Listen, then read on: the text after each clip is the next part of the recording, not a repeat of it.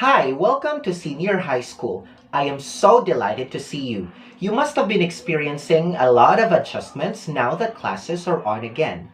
Well, I want to let you know that we're happy to see you and we will help you get through with this new learning adventure. Through this video, your learning ride will be easier and more fun. My name is Sam and I will help you achieve the following competencies. Identify various types of speech context and exhibit appropriate verbal and nonverbal behavior in a given speech context. Distinguish types of speech style and identify social situations in which each speech style is appropriate to use. Observe the appropriate language forms in using a particular speech style and respond appropriately and effectively to a speech act. The way that people use to communicate and transmit message orally or verbally in a particular situation is called speech context. And it is important to understand these speech contexts so that we can connect with our audience and effectively deliver our speeches. Here are the different types of speech contexts. I can't believe I did this! Intrapersonal is a communication that centers on one individual. For example, thinking, imagining, reflecting, and so on over various situations. The speaker plays the roles of both the sender and the speaker of a message. This message is made up of your thoughts and feelings. There is feedback in the sense that as you talk to yourself, you discard certain ideas and replace them with others.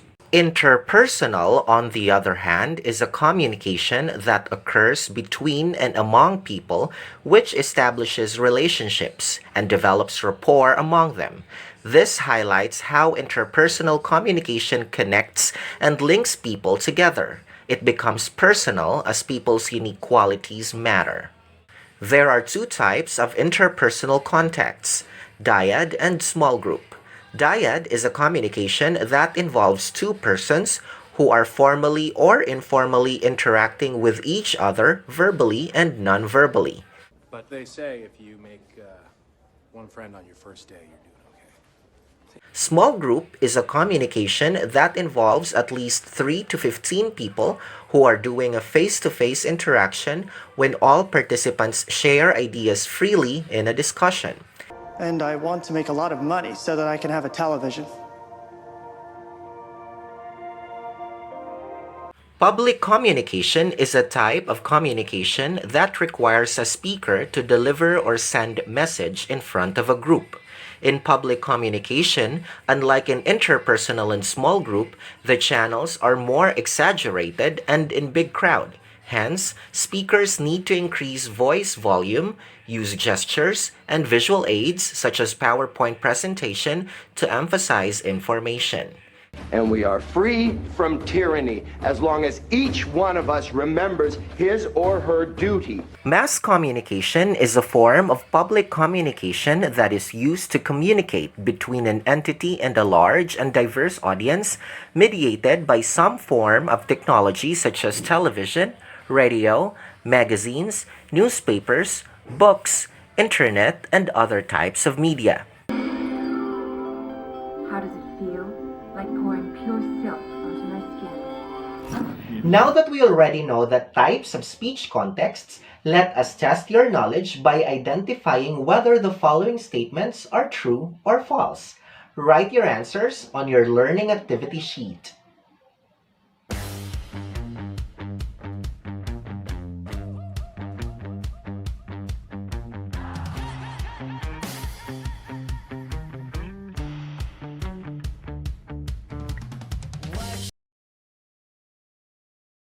When communicating with people, aside from speech context, we also take into consideration our speech style.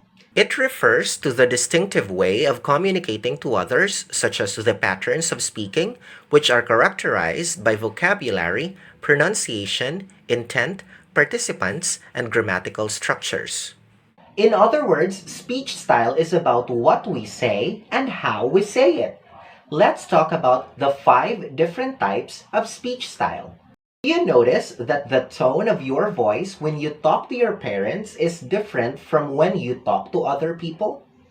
That is because you are using the intimate speech style. Intimate speech style is private, which occurs between or among close family members or individuals. The type of language used in this style may not be shared publicly. The casual speech style is common among peers and friends. Jargon, slang, or vernacular language are used. This style is usually seen in the streets, during lunchtime with friends, and the like. This is the consultative style of speech, which is a standard one where professional or mutually acceptable language is a must. Examples of this are situations between teachers and students, employers and employees, doctor and patient, judge and lawyer, or president and his or her constituents. The formal style of speech. This style is used in settings that adhere to formal procedures. The speech style is one way in nature. Examples of this are sermons by priests and pastors, State of the Nation address of the president, formal speeches or pronouncements by the judges. This style is frozen in time and remains unchanged. It mostly occurs in ceremonies. Common examples are the preamble of the Constitution, Lord's Prayer, and allegiance of the country or flag. Good job! Now before we proceed to our third and last lesson for today, let us find out what speech style does each of the following sentences describe. Pause the video if you need more time and write your answers on your learning activity sheet.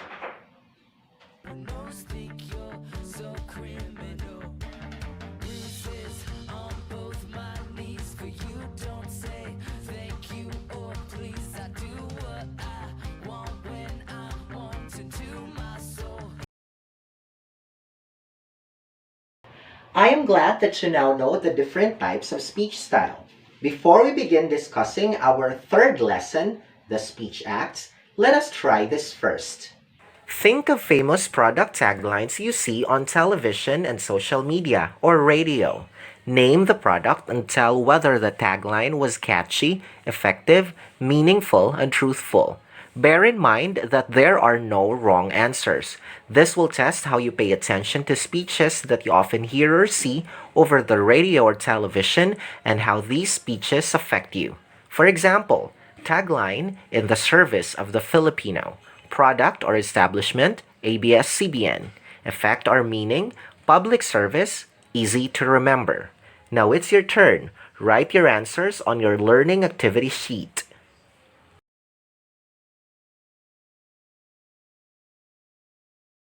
The activity you just completed has something to do with speech acts. Speech act is an utterance that a speaker intends to affect his or her audience.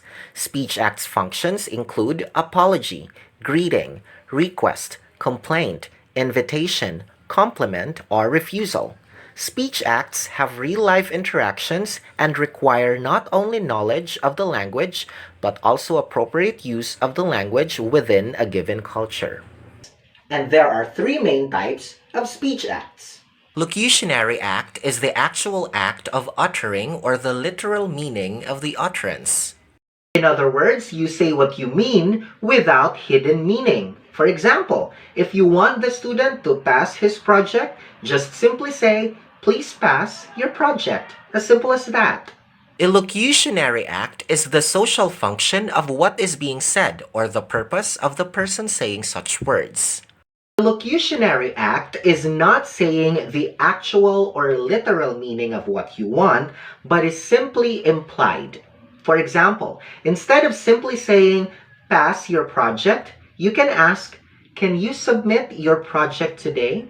Technically, it's a yes or no question, but you are not asking. You are simply implying that the student must submit his project today. Perlocutionary act is the resulting act of what is said or the hearer recognizes the intention of the speaker. This speech act is the result of what is said or meant by the speaker.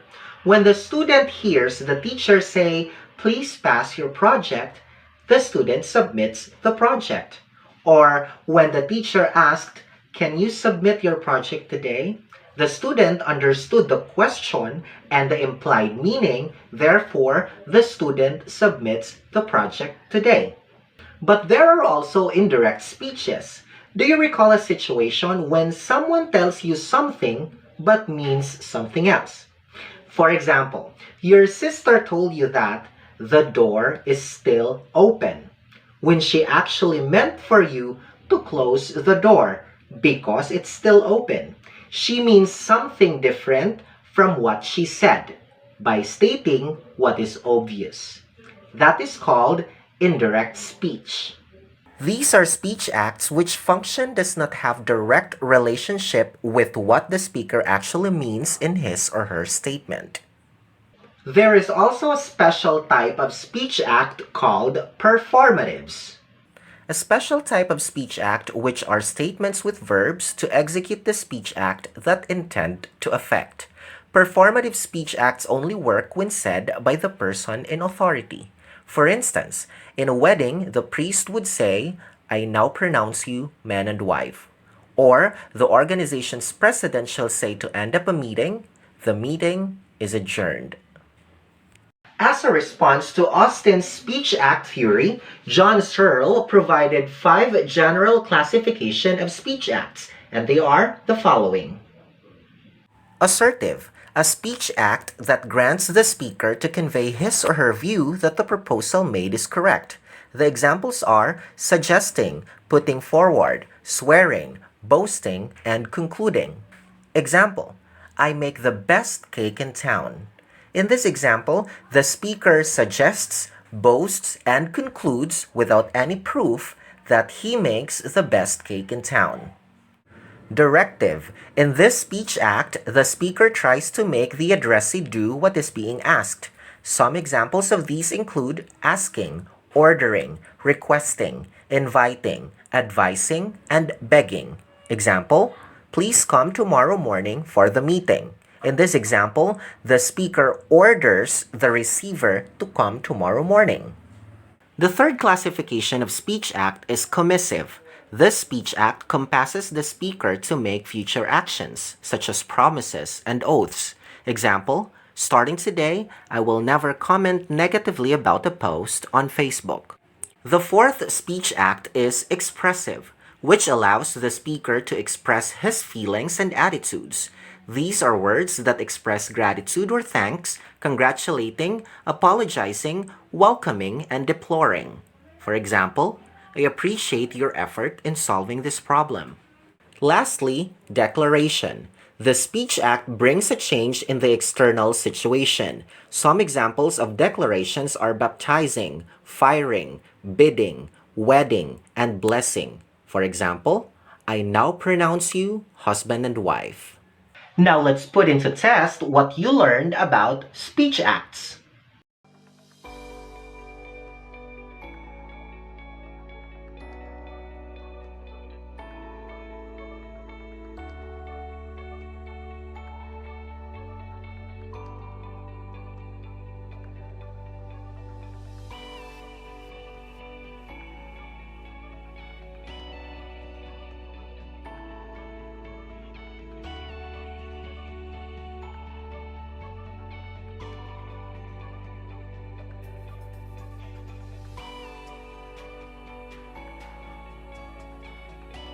We have accomplished so much today.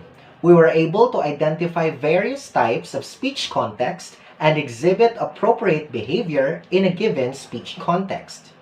We were also able to distinguish types of speech styles and identify social situations in which each speech style is appropriate to use, which helped us observe appropriate language forms in using a particular speech style.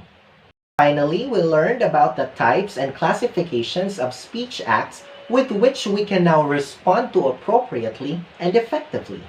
To wrap it all up, let us have a short evaluation. On the final page of your learning activity sheet, answer the 5 multiple choice test by encircling the letter of the correct answer. After that, I encourage you to reflect on the new information you learned today from these 3 lessons we had, and how these new learnings can be applied in the real world. Again, my name is Sam. Continue learning.